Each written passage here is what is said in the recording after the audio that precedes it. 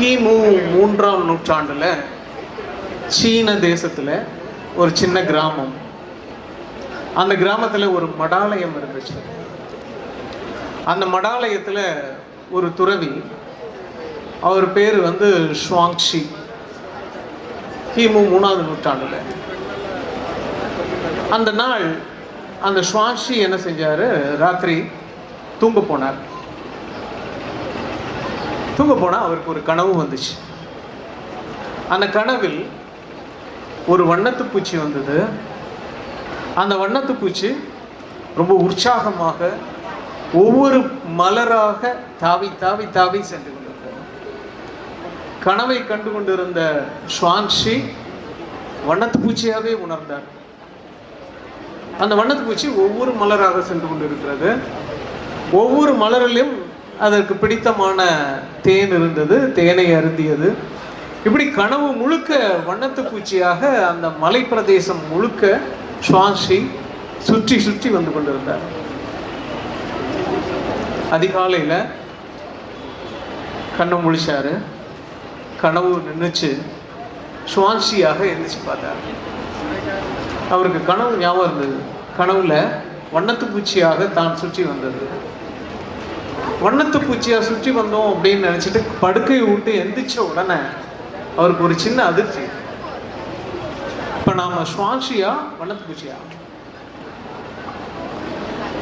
ராத்திரி முழுக்க வண்ணத்து பூச்சியாக இருந்த ஒன்று இன்றைக்கு இப்போ காலையில் தூங்கி ஷுவாங்ஷி போல கனவு கண்டுகிட்டு இருக்கா? இல்லை ஷுவாங்ஷியான நான் வண்ணத்து பூச்சியாக கனவு கண்டு காலையில் விழிச்சிட்டேனா அப்படின்னு இதை ஒரு கவிதையாக எழுதிவிட்டார். இந்த கவிதை இன்றைக்கு வரைக்கும் உலகத்தில் உள்ள அத்தனை பேரையும் பைத்தியம் பிடிக்க வைத்துக் கொண்டது. அது வண்ணத்து பூச்சியாக தன்னை நினைத்து கொண்டு அல்லது தான் வண்ணத்து பூச்சியா அல்லது மனுஷனாங்கிற ஒரு குழப்பத்தை ஷுவாங்ஷி கிமு 3ஆவது நூற்றாண்டில் எழுதப்பட்ட கவிதை. இதை அதுக்கப்புறம் 20ஆம் நூற்றாண்டில் நிறைய பேர் இதனுடைய அர்த்தம் என்ன, இதுக்கு என்ன விளக்கம் சொல்வது, ஷுவாங்ஷியும் வண்ணத்து பூச்சியும் எப்படி விளங்கிக் கொள்வது, உண்மையிலே அந்த கவிதையை எழுதினது வண்ணத்து பூச்சியா ஷுவாங்ஷியா அப்படிங்கிற இந்த ஏராளமான விளக்கங்கள் திரும்ப திரும்ப சொல்லப்பட்டிருக்கு. இந்தியாவின் மிக முக்கியமான அறிஞரும் கவிஞருமான A.K. ராமானுஜம் இதை பற்றி ஒரு கவிதை எழுதியிருக்கிறார்.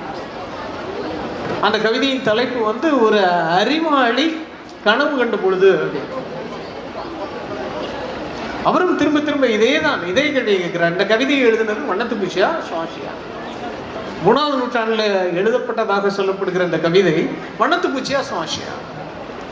நம்ம ஊரில் பனை ஓலையில் எழுதுகிற மாதிரி கிமு 3ஆவது நூற்றாண்டுகளில் சீன தேசத்தில் மூங்கில் இலைகளில் கவிதை எழுதியிருக்கிறார். இந்த கவிதை கிடைச்சது மூங்கில் இலையில் இருந்தது. அதனால ஒரு வண்ணத்து பூச்சி கூட மூங்கில் இலையில போய் இந்த கவிதையை எழுதி வைத்திருக்க முடியும். நான் ஒரு ஷுவாங்ஷியாக கனவு கண்டேன் அப்படின்னு. எரிக் ஃப்ராம்னு ஒரு உளவியலாளர் இருக்கிறார்.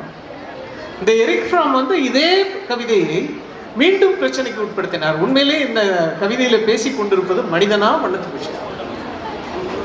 போர்கே தன்னுடைய இமேஜினரி பீயிங்ஸ்ங்கிற புத்தகத்துல இது எந்த வகையில இதை வகைப்படுத்துவது, ஏன்னா இதுவரைக்கும் மனிதன் கற்பனை செய்த விதவிதமான உருவங்களை பற்றி எல்லாம் அந்த இமேஜினரி பீயிங்ஸ்ல திரும்ப திரும்ப பேசிட்டு இருக்காரு. இது வண்ணத்து பூச்சியின் கனவுன்னு சொல்றதா அல்லது ஷுவாங்ஷியின் கனவுன்னு சொல்றதா? ஒரு இலக்கியத்தின் மிக முக்கியமான அடிப்படையான விஷயம் இந்த ஆள் மாறாட்டம் தான். ஒரு ஷுவாங்ஷி வண்ணத்து பூச்சியா அல்லது தான் வண்ணத்து பூச்சி ஷுவாங்ஷியா கற்பனை பண்ணுதா அப்படிங்கிற இந்த மாறாட்டம் தான் இலக்கியத்தினுடைய அடிநாதமாக திரும்ப திரும்ப சொல்லப்படுகிறது. அப்போ ஒன்று இன்னொன்றாக மாறுவது இந்த உலகத்தினுடைய அத்தனை உயிர்களினுடைய அடிப்படையான விஷயம்னு திரும்ப திரும்ப சொல்லிட்டு இருக்காங்க. ஒன்று இன்னொன்றாக மாறுவது. இப்போ ஒன்று இன்னொன்று மாதிரி நெருங்கி பழகுற இரண்டு பேர் நெருங்கி பழகுகிறார்கள் என்றால் அந்த நெருக்கத்தை எப்படி அளக்க முடியும் அப்படின்னு கேட்கும்போது ஆலன் பாதியோன்னு ஒரு தத்துவ அறிஞர் இருக்கிறார். அவர் காதலை பற்றி தத்துவம் பண்ணும்போது அவர் ரொம்ப தெளிவாக சொன்னார். காதலர்கள் இரண்டு கண்களால் ஒவ்வொரு காட்சியை பார்த்து கொண்டிருந்த நிலையை கடந்து 4 கண்களால் ஒரே காட்சியை எப்போது காண்கிறார்களோ அப்போது காதல் முழுமையடைகிறது. இதைத்தான் மனிதர்கள் அல்லது உயிர்கள் தொடர்ச்சியாக இந்த உலகத்துல தொடர்ச்சியாக செய்து கொண்டிருக்கிற காரியம் என்ன என்றால், நான் சக மனிதனாக மாறுவது எப்படி அப்படிங்கிறது தான். இந்த சக மனிதனாக மாறுவதற்கு மனிதர்கள் மட்டும் முயற்சி செய்யல, எல்லா உயிர்களும் முயற்சி செய்யலாம். டார்வின் தன்னுடைய சர்வைவல் ஆஃப் த ஃபிட்டஸ்ட் அப்படிங்கிற அந்த கோட்பாடை உருவாக்க ஆரம்பிக்கும் போது அவர் பூக்களை பற்றியும் வண்டுகளை பற்றியும் தொடர்ச்சியாக ஆய்வு செய்து கொண்டிருந்தார். டார்வினுடைய புத்தகத்துல ஒரு மலரையும் ஒரு வண்டையும் பற்றியான ஒரு பகுதி மிக முக்கியமான பகுதி. அந்த பகுதியில் என்ன சொல்லப்படுகிறது என்று கேட்டால், ஒரு மலர், ஆர்கிட்னு சொல்றாரு அந்த மலரை, அந்த மலர் எந்த வண்டை கவர வேண்டும் என்று நினைக்கிறதோ, நாமெல்லாம் என்ன நினைச்சிருப்போம் அப்படின்னா, மலர்கள் தன்னை வண்ணப்படுத்திக் கொள்வது, அல்லது மலர்கள் ரொம்ப இனிமையான தேனை தனக்குள்ளே வைத்திருப்பது, இதெல்லாம் எதுக்கு அப்படின்னா மகரந்த சேர்க்கைக்காக, பூச்சிகளை கவருவதற்காக அப்படின்னு. இந்த மலர் ஒரு கட்டத்துக்கு அடுத்த கட்டத்துக்கு போயிடுச்சு. இந்த மலர் என்ன செய்தது அப்படின்னா, தன்னுடைய இதழ்களை வண்ணங்களால் மட்டும் மாத்திக்கல, அது எந்த பூச்சியை வர வேண்டும் என்று நினைத்ததோ அந்த பூச்சியாகவே தன்னை மாத்திக்கிட்டது. அந்த மலரை பார்த்தாலே பூச்சி மாதிரி இருக்கும், அது ஒரு வண்ணத்து பூச்சி மாதிரி இருக்கும். சாட்சி வண்ணத்து பூச்சியா மாறின மாதிரி இங்க மலர் வண்ணத்து பூச்சியா மாறி இருக்கு. ஏன் வண்ணத்து பூச்சியா மாறுச்சு அப்படின்னா, அது ஒரு பெண் வண்ணத்து பூச்சி மாதிரி இருக்கும். அந்த பெண் வண்ணத்து பூச்சின்னு நினைச்சிட்டு எல்லா ஆண் வண்ணத்து பூச்சிகளும் அந்த மலர்ல ஒட்டிக்கும். ஒட்டிட்டு அது மேட்டிங்காக, அது அல்லது ஒரு காதலுக்காக அந்த பெண் வண்ணத்து பூச்சியை பிடிச்சி தூக்கணும்னு நினைக்கும் போது இயல்பாகவே மகரந்தம் காலில் ஒட்டிக்கும். அந்த மலர் தேனை சுரக்கல, அந்த மலர் எதை சுரத்தது என்றால் தன்னை இன்னொரு வண்டாக மாற்றிக்கொண்டது அப்படின்னு சொல்றார் டார்வின். டார்வின் பரிணாம வளர்ச்சியை பற்றி பேசும்போது இது ஒரு மிக முக்கியமான காலகட்டம் அப்படின்றார். அப்ப இது உயிர்களின் அடிப்படையான ஒரு செய்தி. எல்லா உயிர்களும் இந்த உலகத்துல தனக்கு அருகில் இருக்கிற இன்னொரு உயிர் மாதிரி மாறுவதற்கு முயற்சி செய்து கொண்டே இருக்கிறது. இத மனிதன் ஒரு 4 நூற்றாண்டுகளாக இழந்து விட்டான் அப்படிங்கிறது தான் மிக முக்கியமான ஒரு சோகம். மனிதர்கள் என்ன செய்ய ஆரம்பித்தார்கள் அப்படின்னு கேட்டா, ஒரு 4 நூற்றாண்டாக இதை ஆங்கிலத்தில் ஆந்த்ரோபோசீன் அப்படின்னு சொல்றாங்க. மனிதன் தன்னை இந்த உலகத்தின் மையமாக முட்டாள்தனமாக யோசிக்க ஆரம்பித்தான் அப்படிங்கிறது. மனிதன் தன்னை இந்த உலகத்தின் மையமாக யோசிக்க ஆரம்பித்த பொழுது இந்த உலகத்தின் உயிர்களின் இயல்பை அழித்தான் அப்படின்னு சொல்றாங்க. தான் இந்த உலகத்தினுடைய அத்தனை உயிர்களையும் காப்பாற்றுவதற்காக வந்தவன் அப்படின்னு நினைக்க ஆரம்பிச்சான். எல்லா மதங்களும் இதைத்தான் சொல்லிச்சு. எல்லா மதங்களும் திரும்ப திரும்ப அவனுக்கு என்ன சொல்லப்பட்டு இருந்ததுன்னா, இந்த உலகம் உனக்காக படைக்கப்பட்டதுன்னு அப்படின்னு சொல்லிச்சு.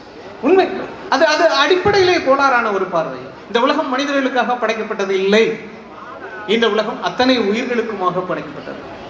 ஒரு 4 நூற்றாண்டுகளுக்கு முன்பு வரை மனிதனும் ஒரு உயிர் போலவே இருந்தான். தான் எப்படி இன்னொரு உயிராக, தன்னுடைய சக உயிராக மாற முடியும் அப்படிங்கிறது தான் அவனுடைய மிக முக்கியமான கேள்வியாக இருந்தது. ஆனா மனிதன் என்றைக்கு இந்த உலகத்தின் மையம் நான் தான், இந்த உலகத்தை காப்பாற்ற வந்தவன் நான் தான், இந்த உலகத்தினுடைய அத்தனை இயற்கை வளங்களையும் பாதுகாக்க வேண்டிய கடமை தன் கையிலே இருக்கிறதுன்னு நினைக்க ஆரம்பித்தானோ, அன்றைக்கு உயிர் இயல்பை இழந்தான் அப்படின்னு சொல்றோம். மனிதன் புத்திசாலி ஆனான்ங்கிறதுலாம் வேற. அவன் புத்திசாலி ஆனதுடைய அடிப்படையான, அவன் எதை இழந்து புத்திசாலியாக மாறினான் அப்படின்னா, அடிப்படையான உயிருக்கான குணத்தை இழந்து. இது அதுக்கப்புறம் மிகப்பெரிய அளவில் கொண்டாடப்பட்டது. எப்படி கொண்டாடப்பட்டது அப்படின்னு கேட்டப்போனா, ஜெயமோகனுடைய மிக முக்கியமான ஒரு கதை இருக்குது. அந்த கதையை நிறைய பேர் படிச்சிருப்பீங்க. அறம்ங்கிற தொகுப்புல யானை டாக்டர்னு ஒரு கதை இருக்கு. அந்த யானை டாக்டர் தான் மிக முக்கியமான, அது எல்லாருக்குமே பிடித்தமான கதை. ஏன்னா யானையை பற்றி அவர் மிக கரிசனத்தோடு இருப்பார். அவர் ஒரு இளம் மருத்துவன் வந்து சேரும் போது அவனுக்கு போதிப்பார், ஒரு யானையை எப்படி அணுகணும், யானை எப்படி கரிசனத்தோடு பார்க்கணும், யானையினுடைய வாழ்க்கையை எவ்வாறு விளங்கிக் கொள்வது அப்படின்னு. ஆனால் கடைசி வரைக்கும் அந்த டாக்டர் எதை சொல்ல மறந்தார் அப்படின்னா, ஒரு மனிதன் யானையாக மாறுவது எப்படி. நீங்க யானையோட நெருங்கி பழகுறதுன்னா என்ன அர்த்தம் அப்படின்னு ஆதி காலத்துல இருந்து நமக்கு சொல்லப்பட்டது என்னன்னா, ஒரு யானையோடு நெருங்கி பழகும் போது நீங்கள் யானையாக மாற வேண்டும், யானை மனிதனாக மாற வேண்டும். ஆனா நாம என்ன நினைச்சிட்டு இருக்கோம், இந்த ஆந்த்ரோபோசீன், இந்த மனிதன் தான் இந்த உலகத்தினுடைய மையம்னு யோசிக்க ஆரம்பிச்சதுக்கு அப்புறம் நம்மை எது தடுக்க ஆரம்பித்தது அப்படின்னா, நாம் கடவுளின் வேலையை செய்ய ஆரம்பிச்சோம், இந்த உலகத்தை காப்பாற்றுற வேலையை செய்ய ஆரம்பிச்சோம். அப்பதான் யானை டாக்டர் மாதிரியான நபர்கள்லாம் உருவாராங்க.